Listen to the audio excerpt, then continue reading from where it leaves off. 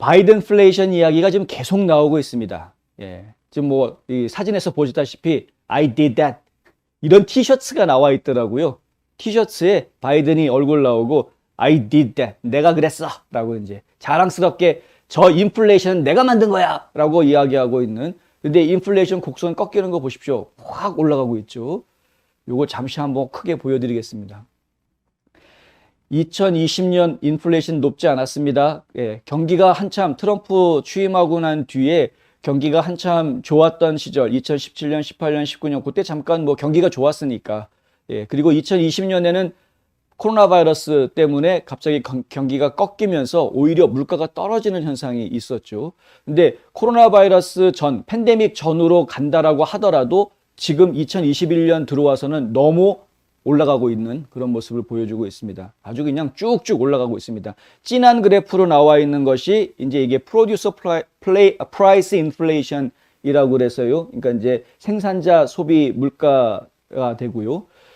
물가 지수죠. 프로덕션 프라이스 인덱스라고 이야기해야 되는데요. 그리고 이 녹색 파란색 옅은 파란색으로 되어져 있는 선은 핵심 PPI입니다. 핵심 가격 변동이 많은 것들을 빼고 가격 변동들이 별로 없는 것들을 묶어서 한 것인데 그것도 지금 보면은 2021년 1월 이후에 쭉 올라가고 있는 계속 올라가고 있는 모습을 보여주고 있습니다. 인플레이션이 계속 올라가고 있다는 건 뭐 어제 오늘 얘기는 아닙니다만은 어쨌든 11월 통계가 나와서 발표가 됐기 때문에 이제 또 뉴스에 나오는 거고요. 11월 통계를 보니까 작년 11월에 비해서 9.6%나 뛰었다. 이건 뭐 지난 11년 사이에 최고 기록이다. 이런 이제 이야기가 나왔습니다. 그러니까 물가를 못 잡고 있는 가장 큰 이유는 정책이 잘못됐기 때문에 물가를 못 잡고 있는 겁니다. 그러니까 코로나 바이러스 핑계를 자꾸 대려고 하는데 코로나 바이러스를 지혜롭게 대처를 했다면 물가를 잡을 수 있었을 겁니다. 근데 지혜롭지 못하게 멍청하게 지금 코로나 바이러스 대응을 하고 있는 것이죠. 백신 의무화, 뭐 마스크 의무화 이런 자꾸 의무화만 시키려고 그러고 사람들이 의무화 시킨다는 이야기는 뭡니까? 백신이라든가 마스크 착용, 백신 접종 이런 걸 안 하긴 사람들은 소외당하거나 일을 못하게 만든다는 것이거든요. 결국은 일할 수 있는 가용 인력을 줄이는 지금 인력 시장에서 일할 수 있는 사람 숫자를 자꾸 줄여버리는데 어떻게 일을 할 수 있겠느냐 이런 상황이 되죠. 인력이 모자라면 당연히 여러 가지 문제가 동시에 생깁니다. 생산도 떨어지고 유통도 어려워지는 것이고 예. 그런데 인건비는 올라가야 되고 그러니까 물가가 올라가게 되고 그러니까 물가가 올라가는 것은 정책이 잘못됐기 때문이었다. 코로나 바이러스에 대한 정책이 결국은 물가가 오르게 하는데 혁격한 공을 좀 세우고 있는 그런 상황입니다. 그 정책만 바로잡았어도 이렇게까지 올라가지 않았을 것이다. 12개월 전에 비교하면은 생산자 물가 지수는 무려 14.9%가 올랐다고 합니다. 예.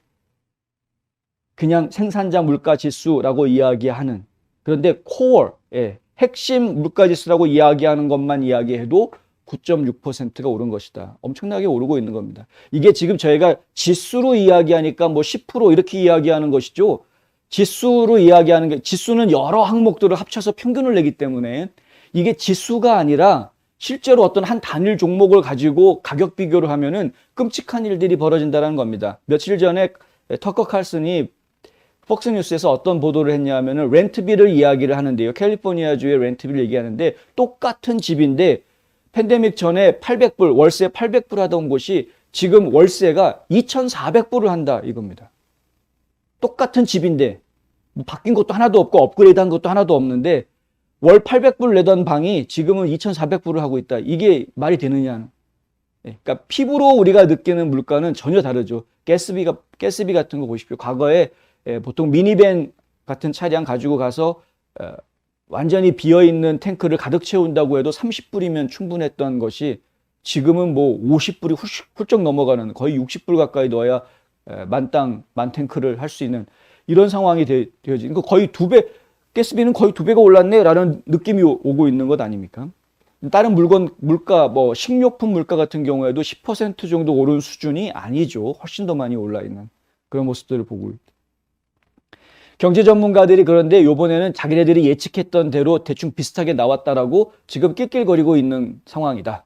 이것도 상당히 지금 매우 갑갑한데 그동안 계속 틀리고 있다가 경제 전문가들이 예상했던 것보다 틀리게. 왜냐하면 지금까지 경제 전문가들이 지난달 지표가 나오기 전까지는요.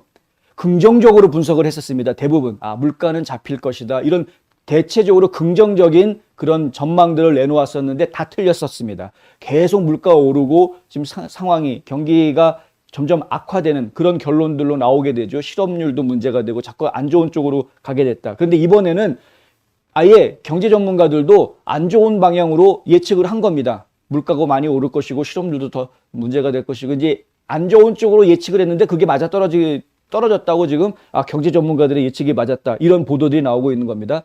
저희가 볼 때는 진짜 소똥 같은 얘기죠. 경제 전문가들의 예측이 맞았다라고 이제 와가지고 언론에서 이야기하고 있는 건 참 한심하게 짝이 없는 짓이다. 그동안 계속 잘 될 거라고 막 이렇게 사탕발림하고 있다가 안 되니까 요번 달에 나빠질 거야라고 얘기했는데 정말 계속 나빠져 왔던 건데 이번 달만 나빠지는 게 아니라 지금 계속 나빠져 오고 있는 건데 내가 했다니까 바이든이 이제 한마디 뒤에서 하고 있는 거. 11월 중간 수요 내에서 가공품 가격은 1.5%, 미가공품 가격은 4.8% 올랐다고 하고요. 한 달 사이에. 주요 서비스 가격도 0.6% 올랐다.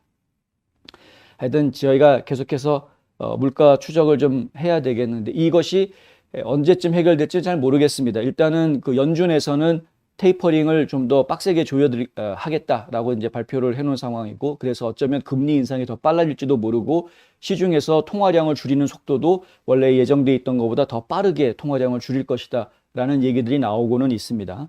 그것들이 또 어떤 영향을 주게 될지 저희 또 지켜봐야 되는데요. 갑작스럽게 통화량을 줄이게 될 경우에 이제 물가가 안정되는 형태로 간다고 하면은 다행이겠지만 그것이 물가가 안정되는 형태가 아니라 특정 분야들, 예를 들면 뭐 부동산이라든가 특정 분야의 가격대가 붕괴되는 현상으로 간다 그러면 이건 또한 심각한 문제를 만들어낼 수도 있기 때문에 저희가 계속 관심 있게 보아야 할 문제이다.